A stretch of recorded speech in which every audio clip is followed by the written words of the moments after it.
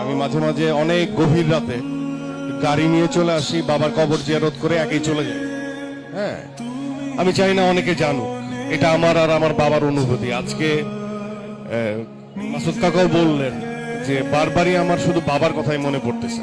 আমি যখন এখানে আসি যতবার, যে আজকে আমি বড় পর্দায় কাজ করছি, আমার বাবা থাকলে মাহলটা আসলে অন্যরকম হতো, সে যে কত খুশি হইতো। তো আমি এই জন্য বলি বারবার যে আমি আমার বাবাকে বুঝতে পারছিলাম দুই সময়। এক, আমি যখন নিজে বাবা হয়েছি, আর যখন বাবা চলে গেছে।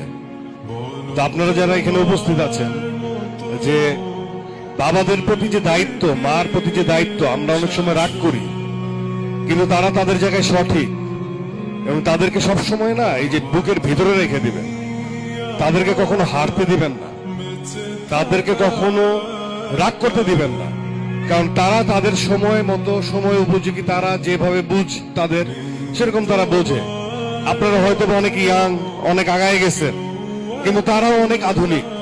তো কখনো বাবা মাকে কষ্ট দিবেন না।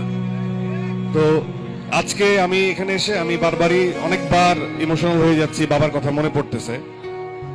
আমার মা মনে হয় একটু ঘুমাচ্ছে হয়তো, আমি অনেকবার ভিডিও কলে কানেক্ট করার চেষ্টা করছি, যে দেখাই যে আজকে যদি বাবা এই জায়গাটায় থাকতো তাহলে সে কত খুশি হতো।